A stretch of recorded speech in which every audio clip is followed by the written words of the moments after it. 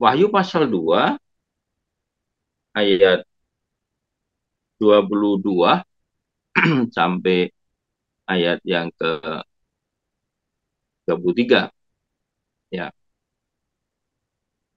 Kalau yang pertama itu jemaat dipuji karena ketekunannya, maka yang kedua jemaat itu tercela karena membiarkan penyesatan, maka yang ketiga ayat 22 sampai 23 jemaat itu diancam karena menolak untuk bertobat.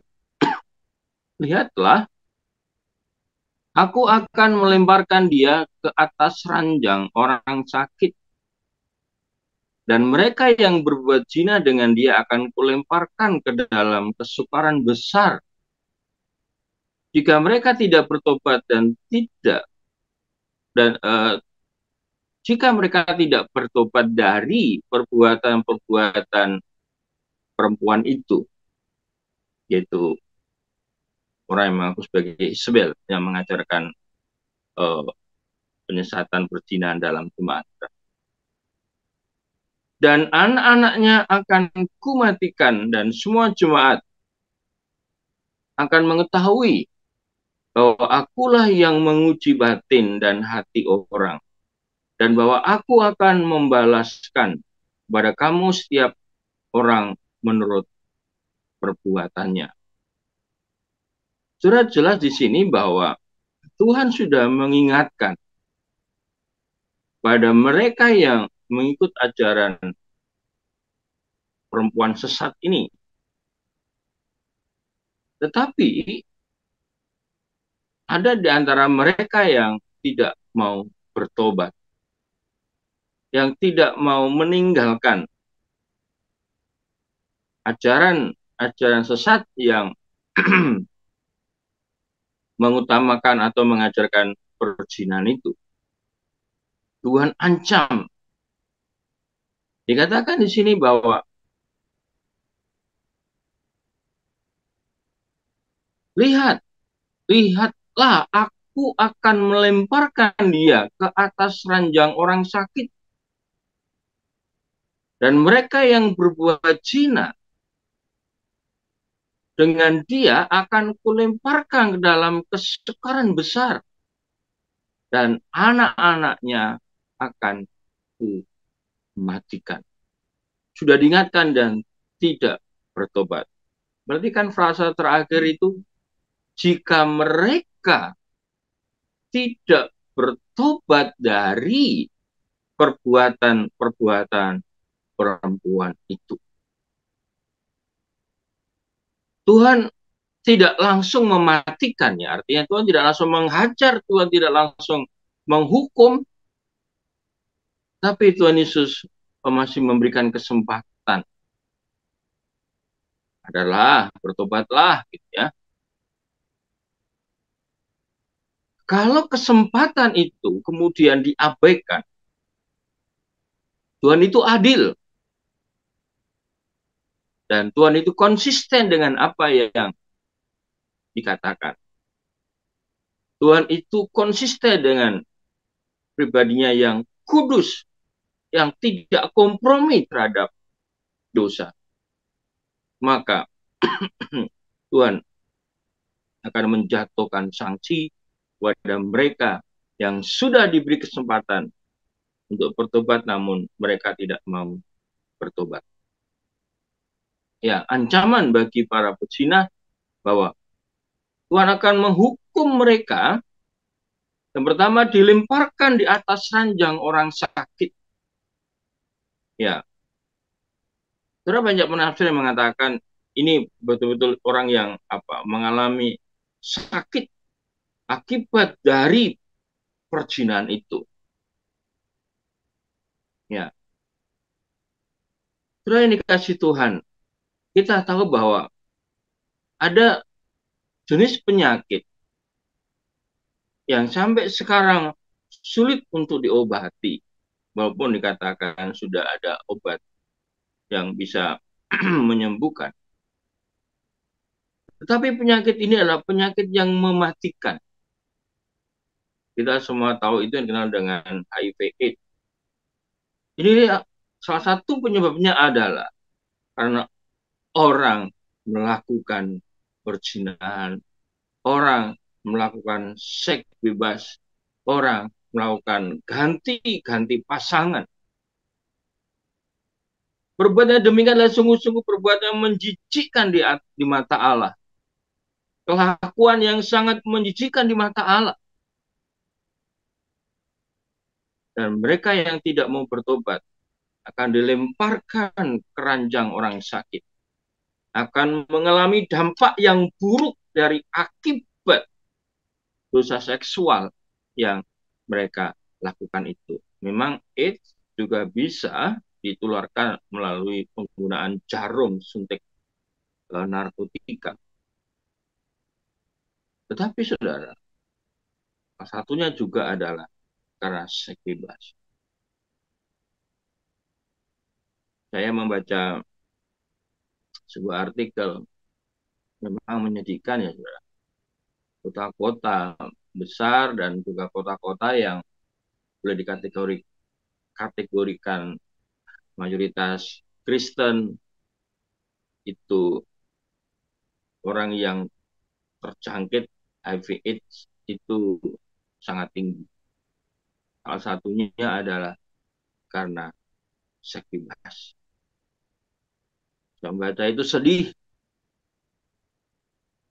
Bagaimana ini bisa terjadi?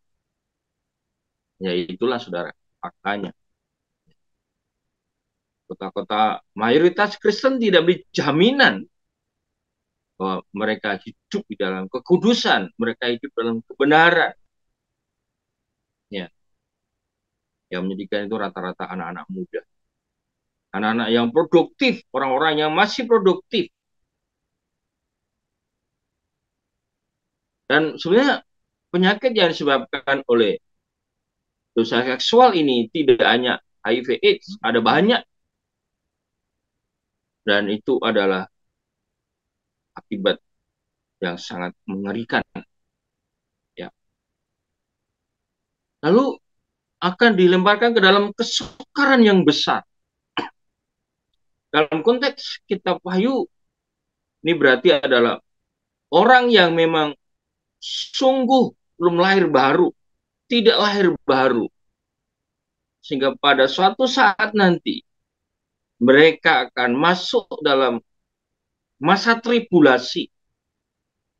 Memang mereka menjadi bagian dari jemaat, menjadi bagian dari gereja orang percaya, tapi firman Tuhan mengatakan dia tidak sungguh-sungguh termasuk mereka. Itu yang disebutkan dalam kitab 1 Yohanes. Mereka tidak termasuk, dia tidak sungguh-sungguh termasuk kita. Jadi saudara, kita bisa mengatakan bahwa tidak semua orang yang ke gereja adalah orang yang sudah mengalami Tuhan dalam hidupnya. Tidak semua orang yang ke gereja, bahkan barangkali orang yang begitu rajin ke gereja, mengikuti kegiatan-kegiatan gereja, aktivis gereja, belum tentu mereka sudah mengalami perjumpaan pribadi dengan Tuhan. Mereka sudah mengalami Tuhan dalam hidupnya. Mereka sudah mengalami kelahiran baru. Sehingga sebetulnya aktivitas ke gereja itu hanya bagikan bedak-bedak saja, kosmetik saja dalam hidupnya. Tapi sejatinya mereka belum mengalami Tuhan. Karena masih hidup di dalam kenajisan. Dan yang demikian itu akan dilemparkan dalam kesukaran besar. Masuk dalam masa tribulasi. Orang yang melakukan dosa perzinahan, kalau tidak mau bertobat, dikatakan juga di ayat 23 itu, Tuhan akan mematikan anak-anak mereka. Saudara, sungguh mengerikan. Anak-anak yang sebenarnya tidak tahu apa-apa, tapi karena perilaku orang tuanya, anak-anak ini menanggung dampak yang sangat mengerikan. Saudaraku dikasih Tuhan, peringatan ini ditegaskan dengan Tuhan mengingatkan tentang siapa dirinya gitu ya. Bahwa Tuhan ini adalah hakim yang maha tahu, tidak bisa ditipu dengan aktivitas apa namanya gereja gitu, aktivitas ibadah bahkan pelayanan gitu. Tuhan Yesus itu hakim yang maha tahu bahwa akulah yang menguji batin dan hati orang, nggak bisa ditutupi ya. Ya, hakim yang maha tahu. Dan Yesus juga menyatakan bahwa aku nih hakim yang maha adil, bahwa aku akan membalaskan kepada kamu setiap orang menurut perbuatannya. Kan itu. Dia hakim yang maha tahu dan dia hakim yang maha adil. Tuhan tidak pernah salah untuk memberikan mahkota, untuk memberikan pahala kepada orang yang setia dan taat. Tapi Tuhan juga tidak pernah salah untuk memberikan ganjaran atau hukuman, disiplin pada orang yang tidak taat, yang tidak dan yang tidak setia. Dia maha tahu. Manusia bisa saudara tipu-tipu, ya kan? Manusia bisa kita tipu-tipu. Seolah-olah kita ini orang yang saleh, seolah-olah kita ini orang yang setia melayani, setia beribadah. Tapi Tuhan tidak bisa ditipu dengan berbagai macam kamuflase yang saya dan saudara lakukan. Tuhan menguji batin dan hati orang. Terus sebabnya teman-teman, mari hidup dalam kebenaran yang sebenar-benarnya. Jangan hanya kamuflase, jangan hanya itu bagaikan kosmetik. Hidup benar-benar dalam kebenaran. Karena Tuhan tidak bisa dipermainkan. Ingatlah itu. Ya manusia bisa tertipu dengan penampilan kita ya. Dengan berbagai macam jenis aktivitas rohani kita. Orang bisa tertipu. Oh ini orang yang rajin, orang yang saleh, orang yang hebat. Tapi Tuhan tidak. Ya.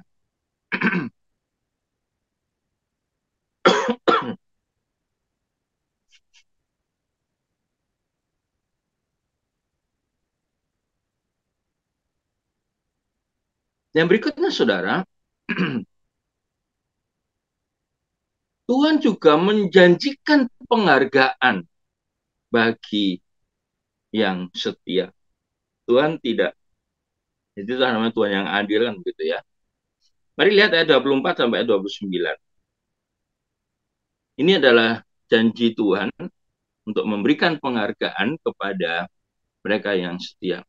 Tetapi kepada kamu, yaitu orang-orang lain di Tiatira yang tidak, yang tidak mengikuti ajaran itu dan yang tidak menyelidiki apa yang mereka sebut seluk-beluk iblis kepada kamu, aku berkata, aku tidak mau menanggungkan beban lain kepadamu. Tetapi apa yang ada padamu, peganglah itu sampai aku datang. Dan barang siapa menang dan melakukan pekerjaanku sampai kesudahannya, kepadanya akan kukaruniakan kuasa atas bangsa-bangsa. Ya, sampai ayat 26, ayat 27. Dan ia akan memerintah mereka dengan tongkat besi.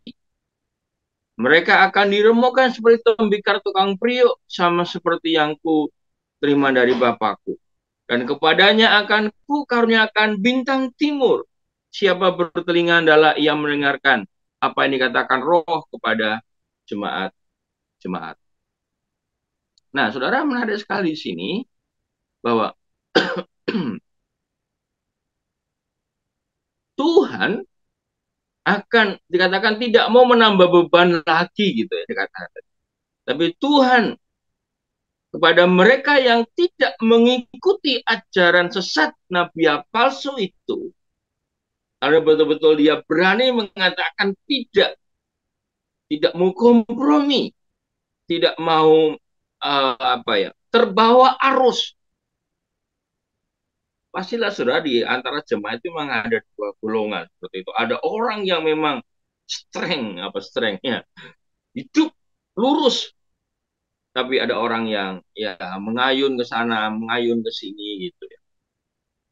Tuhan katakan orang yang tidak mengikuti ajaran sesat dan nabi palsu itu nanti akan diberikan ganjaran.